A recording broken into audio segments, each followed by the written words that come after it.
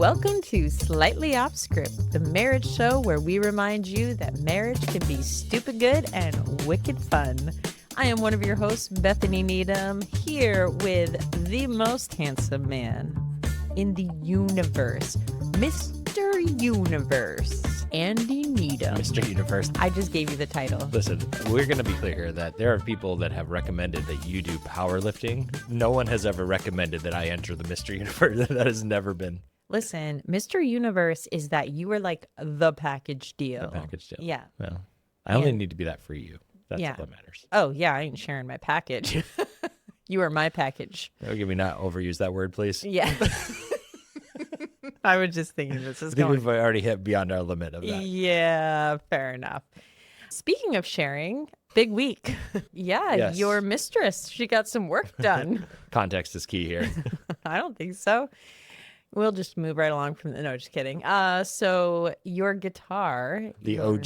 The OG. The first love. Yes, which I refer to as the mistress because we've basically agreed that if there is a house fire, I am on my own getting I will to wake safety. you. I will point you towards the exit. Perfect. You can follow me out the door. Follow you out the door as you pick up As the I grab the mistress. guitar because the guitar has no legs. Yeah, And so, that's fair. yeah, this is my beloved Taylor 310 KCE Koa edition, back when they used to make them with the Grover tuners and the Fishman electronics, which I know you're really into. I can hear the listeners increasing. Ding, ding, ding, When ding. I was 18 years old, I went to Guitar Gallery in Milford, New Hampshire. I don't even know if it exists anymore. It was a great little music shop. And I emptied every dollar out of my bank. I think I had $17 left after. And I spent everything on this guitar. And it's still with me to this day. I've written many songs on it. I've traveled around the country with it. And, you know, the old lady needed to have some work done. Yeah. So yeah. I actually finally feel like I have a one up on the mistress because I haven't had work done yet. So, but she needed it. She needed it. that actually brings up another interesting trivia thing. That out of the two of us, I'm the only one who's had plastic surgery. True. Yeah. On your face. I've had, too. yes, I've had plastic surgery. True story. If I ever have the two truths and a lie, that is like the one to go to right Yeah. there. But you're so stinking handsome, they're going to know it's true. They'll be like, yeah, that makes sense. Me and Tom Brady, we get the same. Same. Basically the same. No, you just had was it a lipoma removed? Yeah, it really wasn't that A dramatic. lump on your head. Yeah. But I have to say, my fave was this is such an Andy thing. You have this minor surgery done and you don't cancel any work. You're like, I'm having this minor surgery and then I'm getting in the car. I'm going to New York because I have to host a conference. And in your mind, you're like, this is no big deal. You barely even see it. But then the photos come out after of you on stage. Yeah, like it was all yellowed and black and blue. Looked like we got in a fight. Yeah, it was bad. I don't know if I ever told you the part of the story. So I get there, I go to it was a whole journey to like figure out what this thing was. And you kept wanting to pop this thing, which was not a pimple on my forehead, but Oh, I wanted to I so know. bad. So I tried. I this poked is it real with a talk. needle. Yeah, it was not. So anyway, I'm sitting in the chair and it was like, I think it was like somewhere like an Eastern European woman from like, I don't know if it was Croatia or somewhere in there. So very thick accent. And she comes in and they've already they have it like marked and they have like all the stuff, the lights, like sort of like this super bright lights. And she comes in and she's like, all right, I'm going to do it. It's going to take not much time at all. But you need to be back here in 4 days or whatever it was. It was like, because we're going to take the stitches out. And I was like, I'm going to be in Arizona. Oh, yes. There was a moment where I thought she was not going to do the surgery. I've already had my face numbed up. Like I am like fully in. And she's like, well, I can use the dissolving stitches, but it's more likely to leave a mark. And I was like, I guess I guess that's what we're doing. So Actually, it didn't leave a mark, though. I have a little scar there. Yeah, a now little that you're scar. saying it, I feel like for a long time there was a noticeable, and it's not nearly as noticeable. Yeah. I'm starting to miss the big old egg on your head, too. I don't even know how it got there. And the doctor said that more than likely it was because I hit my head. Yeah. And I'm like, I don't remember. I don't know that maybe I hit it really hard because I don't remember that. My favorite was all of the months that people would look at you and the moment they spotted it, but then they were awkward as to whether you should be like, so what happened to your face? Well, the worst bro?" was Zoom. And our house happens in the afternoon that the sunlight comes like pouring into my office. And so it was like Zoom, I don't know, like the HD camera and then the lighting. Like it was like people, That bad boy cast a shadow. it was pretty bad. It was legit. Everybody would be like, oh. Because it literally just looked like a massive pimple Yeah, on big your head. egg, So, big egg. So, yeah. yeah, that's a little interesting journey. I don't think anyone finds it I've as had some work interesting as we done. do. Yeah, it's like trivia though. No, people didn't know. True. I guess everybody's learning very, very random, less scandalous this week, but things about me that they didn't know. So, do you have any like confessions that you'd like to make this week? Not publicly. You're too smart for that. Yeah. But maybe offline. Okay. I'll share. Okay. All right. So I'm pretty excited for our episode today. Yeah, we've talked about doing a conversation around health when it comes to physical health. And we often talk on this podcast about the fact that being healthy as a couple, being healthy as individuals means mind, body, and soul. Like that's the scriptural model. Jesus talks about that. The Old Testament talks about that. And we often talk about, things that are of the mind and of the soul. But I think it can be easy as Christians to overlook the part of it that God has made us as embodied creatures. I remember there was this kind of phrase that was going around when I was growing up in the church where it was like, oh, this is just our earth suit. Yeah. There's this idea of like, you are a soul, you have a body. And I think that's bad theology. I think that, yes, on the other side of eternity, our bodies are not going to carry on with us. But God has given us he created a good thing in our bodies. And we get to deal with the fact that we're in a broken world with broken bodies. And as you get older, you get to experience some of that, don't you? A little bit. Feeling that right now. Little lifting injury. Lifting injury we're nursing right now. So fair enough. No, I agree. And I think there's reasons behind it. I do think it can be a sensitive issue because it's definitely not simple. And so I would say as we go into this today, a couple of things I want to preface it with is we're going to talk about really our experience, some things from our own story. But there is a reality that every single human being is created uniquely. And that's even from birth, right? There's this unique creation. But then everybody has been on their own journey. So there are things that are going to be true of people that they may hear part of our story and be like, oh, well, that's nice for you. Not true for me. And I don't want it to seem like we're just making this too simplistic because there are people that have legitimate health issues and other things. Their emotional, mental health can play into physical health and all of that. So I want to be sensitive to that and acknowledge that even though we're going to talk through, and hopefully this will be a fun conversation, I also hope there'll be some good takeaways for people, maybe things that because we're kind of approaching this from basically the mistakes that I've made in this and the lessons that I've learned. Well, similar, when we talked about mental health, we talk about we're in a broken world. We are broken people and we have bodies that are like decaying. And so part of this, the reality that we just want, like you just said it really, really well. We want to remember there are things that we cannot control. Yeah. There are experiences we've had. There's our history. There's things about our bodies that like we just don't have any control over. And then there are other things that is an element of stewardship. And I think people can over-index either direction. Yeah. And be like, oh, why don't you just do this and everything will be fine? Or there's nothing you can do about it. And we're hopefully going to try to find a more balanced approach today. Yeah. We hope so. I hope so. We'll see. We'll find out. We'll find out at the end. Or with me. You're leading it, so we know we'll be off script. So we know it likely will not be balanced. Yes. So mistakes that I have made, the first one that on the list was something that I have not made this mistake once. I have made it multiple times. And so this is my confession. Okay. See, I do have some confessions. I have been the queen of jumping on every diet trend and being really too obsessive when it comes to food and just nutrition, all of that. You name the diet, I've probably tried it I remember the first one we ever did was South Beach diet. Yep. And I should be careful start naming these and offending people, but I'm just going to be real, like extreme diets. I always love the part of the story that the guy, was it the Atkins guy? the died of a heart attack or something Oh, like that. Yeah. yeah, I that's mean, rough. I don't say I love that he died of a heart attack, but I just think there's a little Yeah, irony. why do you love that story? It's twisted, man. Hot take. Oh gosh. No, but If there's anybody from the Atkins family listening, I'm very sorry for your loss. yeah, for real. You need to send flowers.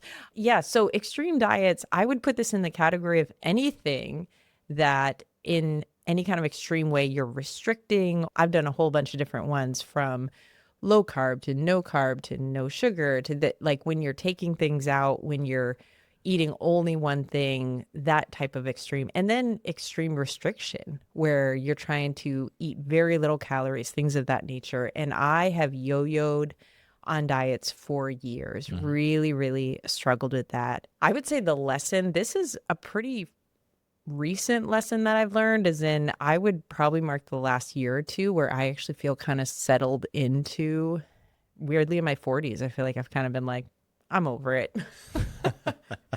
The lesson learned is I use the KISS as my lesson learned. And usually we think of KISS as meaning to keep it simple, stupid. I was going to let you fill in the blank. Then I realized that did make it look like I was pointing at you. Sorry. Keep it simple. In this instance, we are using it as keep it simple and sustainable. And this is a lesson that I've learned in terms of my own, when I think about nutrition, because nutrition is important. The things that we choose to eat, put into our bodies, it does affect our physical health, our emotional health, all of the things. There's a lot of different ways you can do this. And this is one of those where I would say you kind of need to know yourself, because for you, it's actually different. There are things that are helpful for you that I don't necessarily do because they're not as helpful for me. And so tracking would be one of those.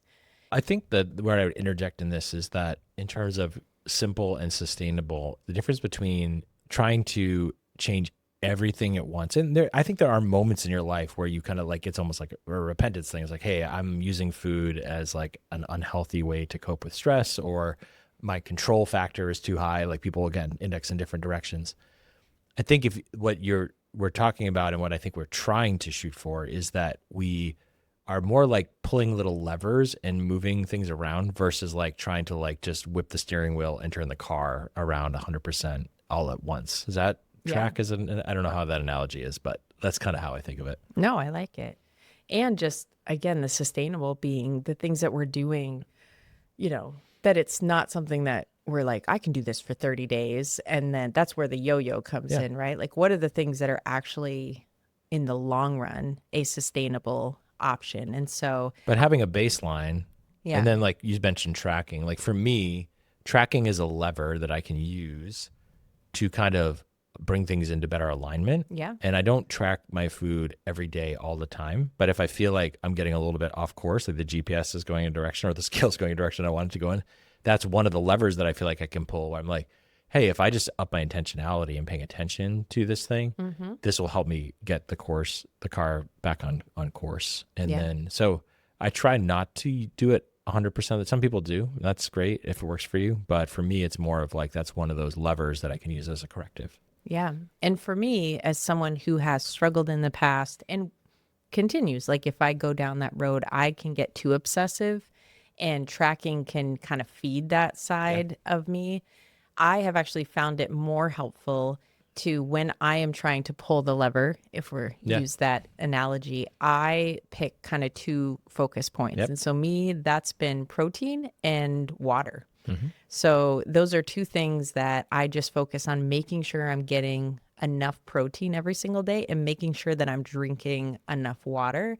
And that's not that all I do is eat protein and drink water. There's other things. I just don't. I pay attention to those things. Yeah, that's your dashboard. Exactly. Like, this is what I'm looking at. Yep. And it helps me to not stay.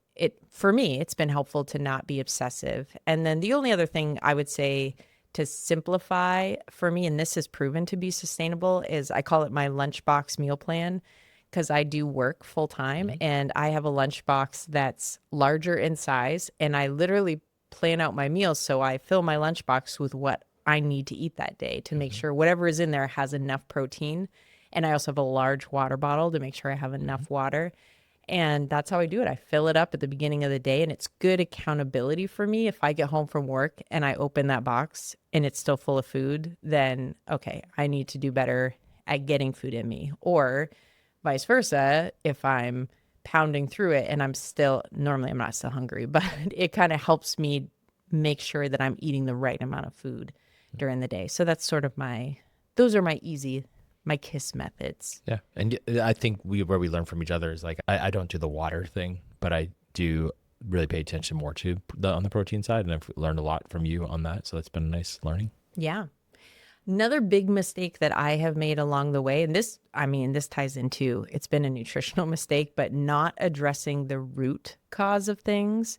And what I mean by that is, for me, my physical health, if I start to feel like the scale's going up or whatever, something's off, I have too often jumped after, like, okay, I just need to lose weight. Like, I need the scale to go back down, and not really taken the time to figure out what is actually going on.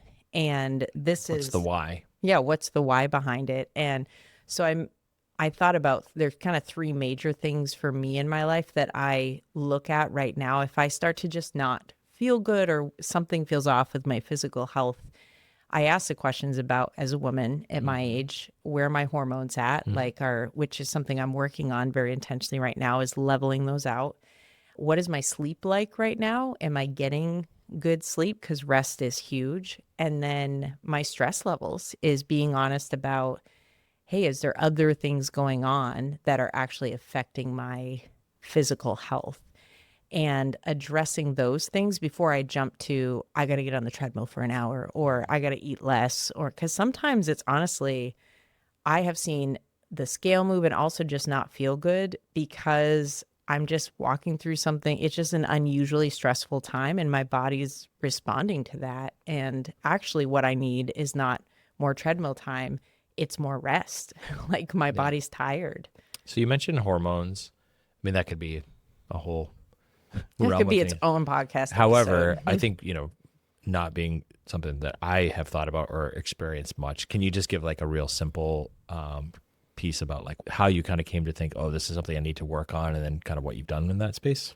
Yeah, absolutely. I think I did mention it earlier, but I'll talk about it again. I found a functional medicine doctor recently. I did that because I was starting to experience symptoms, physical symptoms, that the more I was studying, reading, listening to podcasts around this, a lot of messaging was going towards, hey, at my age, in my early 40s, these symptoms align a lot with some hormone imbalance. And so I tried to talk to my primary care about it, and kind of felt like, well, I didn't feel like it. Literally was like, man, you don't need to worry about that. You're still young. And I am young. Like, I'm not going through menopause, but So young. I'm too young for menopause, but not too young to start experiencing perimenopause and sort of early signs of that. And so I went and saw this other doctor, felt like she really actually listened to me and made the investment to actually test my hormones, which is a whole thing.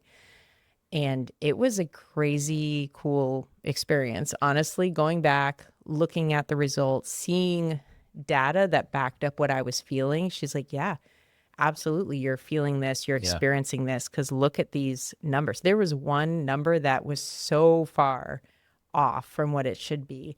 And so I'm still in the early phases of it, but all it meant for me was I have 3 supplements that I take right now to kind of help level those out, and I go back in 6 weeks and reevaluate. But that was kind of a huge one for me, is a lot of the physical symptoms I was experiencing was hormonal and needed help. It wasn't just something that was like once a month hormonal. Like, we needed some assistance. Yeah, I haven't gone down that road, but I had my physical recently, and we've been in the throes of winter. And I think like another thing that kind of with addressing the root is that like being honest with yourself about how you're feeling. Like, we've had some good conversations the last couple of weeks where it's like we haven't felt like I will speak for myself. I haven't felt the worst of like seasonal depression, but I've had days when I kind of have just felt that malaise or that melancholy.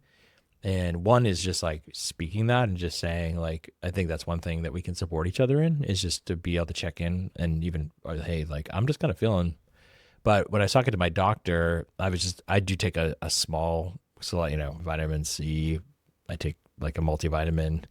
And, he was saying like research is a little mixed on how effective, like some people think those things are really effective, others aren't. But he did say like vitamin D, especially if you live in the Northeast, he's like, pretty much if we test anybody, they're going to be low on that, to like stupid low. And you can't really overdose on it. So I think I started that during the pandemic, just an immune system thing, because without getting a lot of sunshine.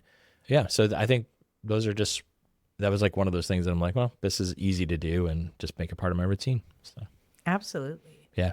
Only because I feel like this one ties a little bit into what we've been talking about. I'm going to jump around on this. I think one of the mistakes that I have made in the past and that I'm trying to learn from is investing poorly in my health versus investing well. And what I mean by that is the poor investments being the only money that I was really willing or forced to spend was when I needed to go to the doctor because I had something was wrong physically and it was a response to that.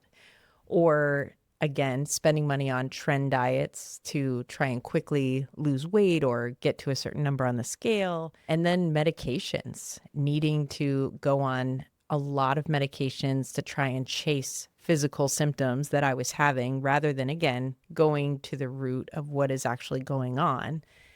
And I'm making this shift into thinking about what are kind of proactive investments. And so one of those is, honestly, I've thought about gym memberships differently. Like we've mentioned, you and I go to very different gyms, and there's cost to the gyms, like a monthly cost.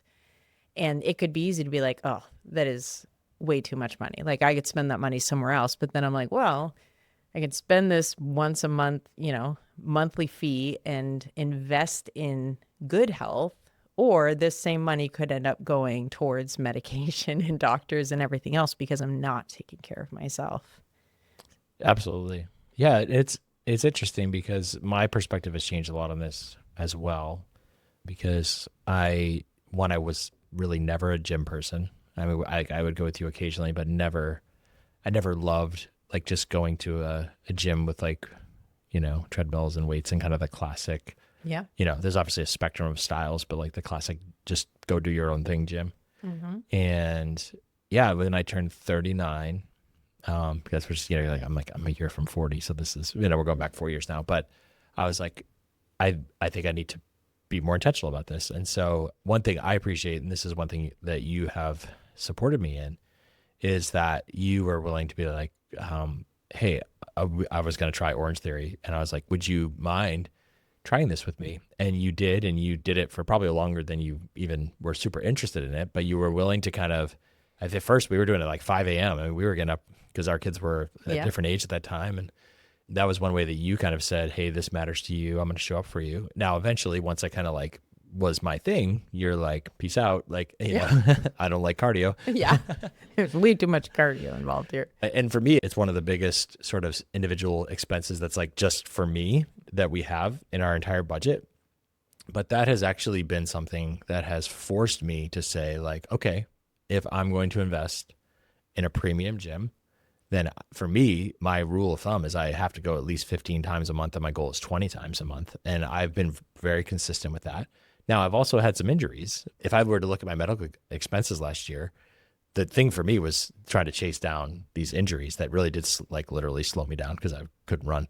Yep. Tying into what you just said is like, well, would I rather have to be chasing down solving an injury or trying to solve a problem like high blood pressure or like my heart not being healthy or that kind of stuff? And so you kind of get to, in some ways, like pick your risk here. Yeah. And I think that it's been a better stewardship. And because of that injury, I'm not setting PRs. I honestly am not even at my ideal weight, but over the last like 3 or 4 months, I've been able to, like, even in the last 2 weeks, I've slowly started to ratchet back up my intensity, but I'm just trying to just keep showing up. Yeah. No, and it's been cool to watch your journey in that too, because it's a big deal. And you're right. I see a lot of not memes, but like things on social media where there's like everything is hard. You got to choose your Yeah, hard. choose your hard. Yeah, Yeah, that's like, good. and I think in a lot of ways that's it. And to me, the investment, like you say that your gym membership is just for you, but ultimately that investment impacts our entire family because what it does for your mental health and physical health and everything else, it bubbles over. Like it's been so good for you. And I don't care if you're over your normal weight. I think you're fine. I'm just saying. But no, I just think those investments, and I said it before, but that was for me, I had thought about going to a different kind of doctor. I had thought Yeah. about like hormone testing for a long time. And my big holdup was it's going to cost money. And which is so funny when I think about it right now, but I held off for a long time because I'm like, oh, I don't know that I want to spend money on that. And to be totally candid, I sort of sat with these symptoms for a couple of years before I was like, you know what? At this point, I'm ready to make the investment. And now I laugh because I'm like, one, I actually found a doctor that our insurance covered. So it wasn't even as bad as I had built it up in my mind. But there still was like doing the Yeah. hormone test was an investment. I don't think it was what you feared, but there was an investment there. And it's been interesting because even we had to change health insurance in the middle of this. And based on you were kind of already on the runway with this, like we made a few choices. And again, it was pretty close in expense, but we were able to make some choices that were able to help with that. And so Yeah. this is not like throw caution into the wind, like just because Right. people who spend, how many people bought Peloton bikes during the pandemic? If you have one you want to sell cheap, we would be happy to buy it from you. But That is now a clothes rack. yeah. I think that the dangerous way to do it, just like the crash diet, the crash workout thing, where it's like, I'm going to buy all new stuff. I'm going to do this, and this. Oh, yeah. The fitness program that's the best for you is the one that you'll actually consistently do over the long haul. And so figuring out what that is. And some people really like variety. They like doing a program for 8 weeks and then changing. Some people like going to do powerlifting. Other people enjoy the more cardio or doing races. Like, I mean, my brother-in-law does ultra marathons. My sister does not do ultra marathons, so you just figure out what works for you and then do that thing. Yeah. And that was one of the mistakes that I made for a long time was trying to do someone else's plan. Yeah. Is you look at somebody and it's usually that you see their fitness level or whatever and you're like, I want that. And then you just try and mimic what they're doing. And What's the secret? Crack the code. yeah, like that there's some big secret and a code to crack. And instead, I've had to come to this place of, first of all, knowing who I am, who has God created me to be, and finding the spaces that I actually enjoy. Like there is fitness that I enjoy doing, and Orange Theory is not it, but again, for you it is. And so we've had to come to this place where we go to different gyms. We do not work out. Some couples do, and that's great. But it's for us, it works because I stick to my workout. It's something that for me, it works for me, and what you do works for you. Well, it can be a dangerous game if you're trying to, like, absolute optimization is not possible. It's funny. I was talking to a guy at the gym today. He was coming in as I was leaving, someone that I work out with oftentimes. We're in the same class. With Orange Theory, you do the first block. Well, one block, half the hour, you're typically on the treadmill. The nicest treadmills ever. They're so nice. And then the other block, you're typically doing some type of floor exercises, free weights, TRX, body weight, rower. And he's like, oh, did you start on the treadmill? I said, I like to start on the treadmill because my joke is like, I want to eat my vegetables first because I just don't want to have that hanging over me. And he's like, yeah, I used to do that, but I was reading that like it's more optimized to start with the lifting and then finish with the cardio. And I was like, you're probably right, but it just doesn't work for me. Like it just, I'm like, so that whatever small percentage of increase that would actually do, I think that's where like you really do have to balance the principles that are good with what you'll actually do. Yeah. And that honestly applies to so many things that we've talked through, but I don't know if I could boil it down to a specific mistake I've made, but I think this is a common mistake is we are so inundated with so much information that we get overwhelmed and we make it too complicated. Yep. And we're trying to like parse out these teeny little, like exactly what you just said. And when you actually, and I'm not smart enough to know the science and the percentages, but if we could sit down with the percentage difference that these things really make, and you're like, it really isn't worth, like these debates will be had forever. You know, is it fasted cardio? Yeah. Is it, should you be fed before you lift? Should you do cardio first? Should you do lifting after? Should you lift high reps, slow set? You know, It's just it's like whatever. finance though. Like you can have all these ways of like investing that are going to like maximize your returns, but in the end, if you just save consistently over time with a decent interest rate, you're going to do just fine. You know, so like we over index on that, trying to like find the perfect way to do it. And I would throw that KISS back in there. Yeah. Keep it simple and sustainable in everything, not just nutrition, but what does that look like for exercise for you? I would caution you against the TikTok trends and turning every workout into a video you saw somebody trying something, and just keep it simple and something that you can at some level enjoy. Now, I'm going to be honest.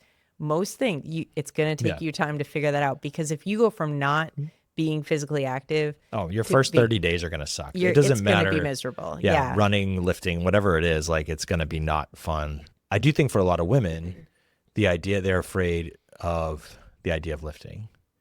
And so what would you say, just to kind of crack the ice for somebody who, like, there's a fear, like, it's funny because like we go from this thing where we're like, we're not happy with our bodies. And then we're like, well, I don't want to be too ripped. Yeah. You know, like, yeah. Oh gosh. Hide the soapbox for me. Okay. I had this moment very recently where I was talking to a woman, and she had found out that I go to the gym. Yeah. And she was like, oh, you go to the gym in the mornings. And in particular, the gym that I go to, she had found out. And she's like, well, I thought about it, but I forget how she worded it. Literally, it was, but do they have any women's equipment there? And I was like, okay, well, define for me what you mean by women's equipment, because they have, like, I like to power lift. And then she's like, you power lift, like you lift the weights like the guys lift? And I was like, well, yeah, because it's not the guys' weights, like it's just weights. And so we ended up having this conversation where she said her concern, which is, I've heard it so many times at this point, it doesn't surprise me, but she's like, I'm trying to lose weight. I'm not trying to look bigger. And so my response was just, I'll be honest, I'm not on a weight loss journey right now. I am on I want to be strong journey. And I was like, but here's what I'll also tell you is part of the conversation. I said, you looked at me and said, what do you do to have your physique? Because if you look at me, I don't look like, I think what women strong, are afraid I to. understand, yeah. And I was like, I look like this and I lift heavy weights. Yeah. Like, this isn't the idea that you're going to lift heavy weights and bulk up to the, I was like, what it would require for that to happen in unnatural methods and things you would have to take. I was like, there's just this a lie that cannot seem to get uprooted with women. Now, I will say this, there's a couple of things. I do think that some gyms, the weights area can be intimidating for women because there are a lot of men. It's a culture thing. Yeah. Yeah. Yeah. I will also tell you that I go to a bro gym, and this is not across the board.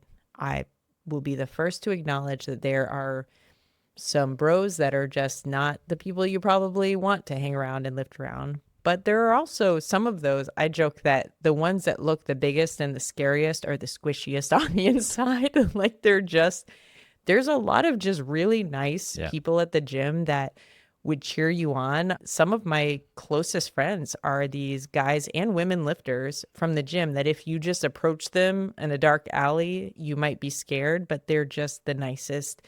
And they're very a supportive kind of community. And in terms of the exercises themselves, I would tell women, do some of your own research on this, because you might be surprised at what actually happens to your body when you lift weights versus just living on a treadmill or a Stairmaster or whatever. I'm a huge proponent of women as you age. This isn't just something that might be a good idea. Like, it is actually something that all of us should be doing, is not lifting baby weights, but lifting real weight. Yeah. Well, one of the things I really love about the gym I go to is that there's people there that are in like pristine fitness. Yep. At all ages, like 20, 34. There's some, people that are older. You're like, well, whatever you're doing, like, again, like, just tell me what you're eating.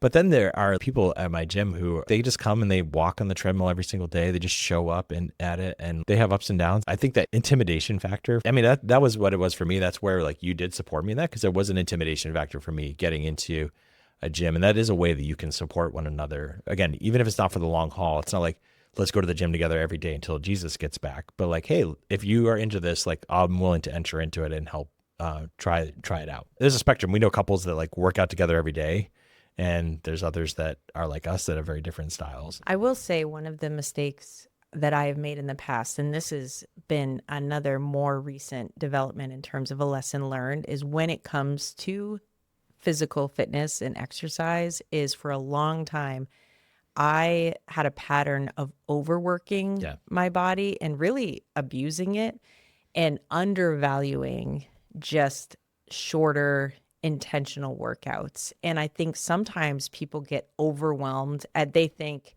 it's that all or nothing mentality of like, I just don't have time to go to the gym every day and spend an hour or whatever. And especially the recent coaching that I've gotten, which I'm experiencing the benefits, like I'm feeling this in my own body, is they're like, listen, if you can lift 2 times a week, that's really kind of ideal for like basic, really good health. Now, you're not going to be a bodybuilding competitor doing that, but I would assume that's not what we're all chasing. No. However, just building muscle, it doesn't even have to be 3, 4, 5 times. Yeah. And so kind of recognizing that less can be more when it comes to exercise. And that falls back into know your season of life, know who you are, find the things that work. Don't feel like, well, I don't have 7 days a week to exercise. Most people, I'm pretty sure twice a week, you can carve out an hour, and you can break that down 15 minutes a day. Like those things actually do move the needle. It's hard this time of year, but honestly, like when we are able, going for walks is a huge, huge thing. And that's a great time for us together. The thing on the other side of it for me, I went through, like I was going to the gym, like I said, like 20 times a month, which is, 4 or 5 times a week. I got injured. And I had to have some real relearning, because the difficulty for me, there was 2 parts of it. One was the not being able to do what I was able to do before. But there is the part of it for me, it was like 1 hour a day without my phone, where I'm just like a mental health part. What I had to relearn, or there was some unlearning, what I've really come to is I can go to the gym as many days a week as I want to, but every 2 or 3 days, it has to be like a rest-ish kind of a day. So it's either a day off, or it's a day that I go and I just walk at the gym and I don't push. And that has been probably something that should not have been a revelation to me, but for me was a hard one to learn. Well, and it ties into one of the other ones I thought through, which was the difference between abusing our bodies and hating.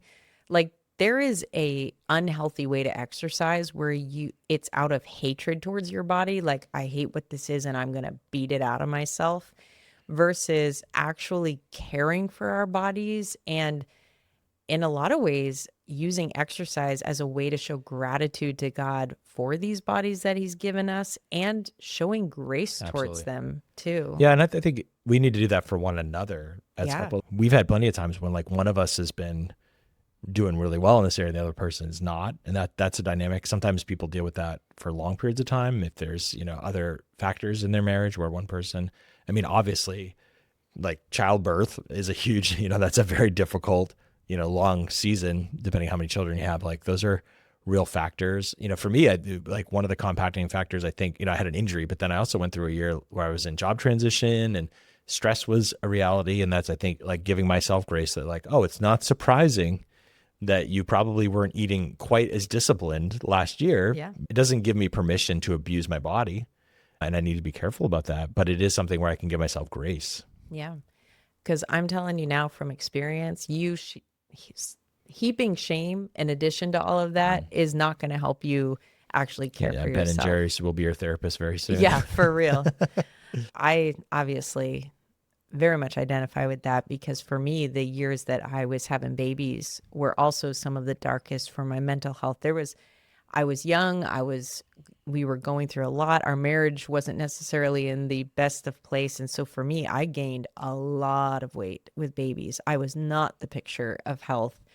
And it was not till after having Mercy and it was going to the doctor for my mental health that they suggested have you ever thought about going to a gym? And it's the first time I ever stepped foot into a gym was probably a year and a half after Mercy was born.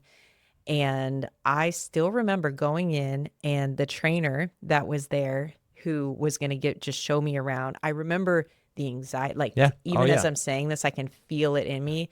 The anxiety I felt. I remember this feeling of like, I don't belong with it. I'm an idiot. I don't belong here. I don't have the right Yeah. body. Yeah, all I'm those things. Yeah. looking at all these people, and Glenn was his name. Shout out to Glenn. He walked me into the room, and I remember it was like he knew what I was feeling. Like Yeah. he could feel it off me, and he just leans over, and it was this moment that I will mark as like this was a shift. Like he literally changed my life in this moment, because he leaned over. He's like, I just want you to know that guy over there, and he was pointing at, and this wasn't to shame the guy, but this guy was like killing it on the machine. He's dripping sweat. He's like, muscles bulging. And he's like, you don't have to do that to be healthy. Yeah. He's like, I'm going to show you how to do what you can do, and you're going to feel like a million times better. And he walked me into the weight room, and he introduced me to, I want to say it was the machines to start. Yeah.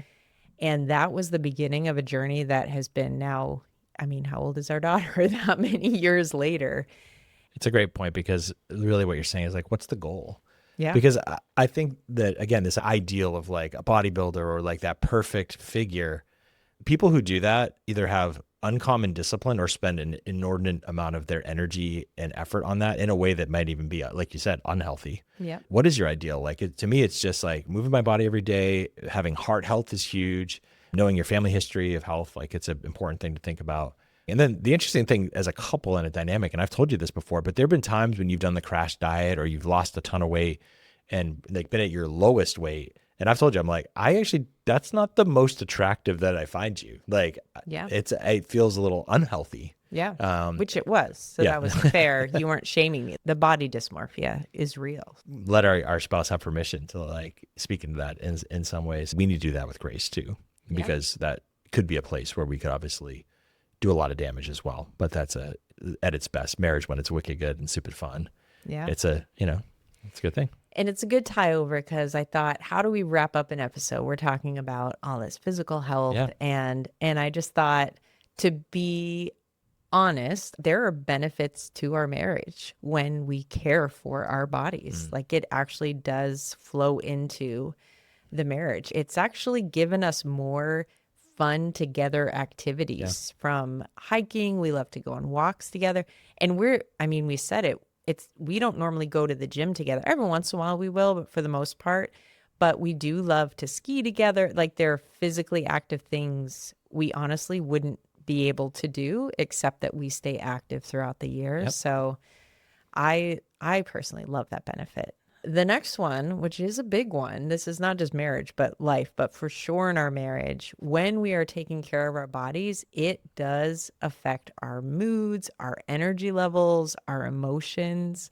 Like, I know for me, if I'm not caring for myself physically, I just don't feel good. Honestly, when we get back from the gym, we like meet back at the house. I feel like we're both just in a really good frame of mind, where it's very, very helpful in that department. And then the last, which I'm going to say it because everyone will think it, there is a confidence level that comes, well, outside, but also inside the bedroom. So I think that is a benefit. Yeah. We're going to do some episodes eventually of talking more about intimacy, but we talk about how like having that place of grace and safety where shame does not exist is like that. We're trying to, as best we can, create that sort of Eden adjacent kind of reality. And there are very few things in you that are more attractive than confidence, not like an arrogance. And that's true of your smile when you talk to a stranger, and it's true for one another in the way that you show up for things. And so I would just say yes and amen. Yeah. Yes and amen. I love it. That's great. Well, yeah. And I encourage people who are listening to just think about, maybe they're listening and they're like, I'm on point with my physical health. Maybe there's sort of this, you know what, I really don't feel good right now. And to kind of think through, what are those, again, KISS, keep it simple and sustainable. What are simple things, maybe little lever shifts that you can make?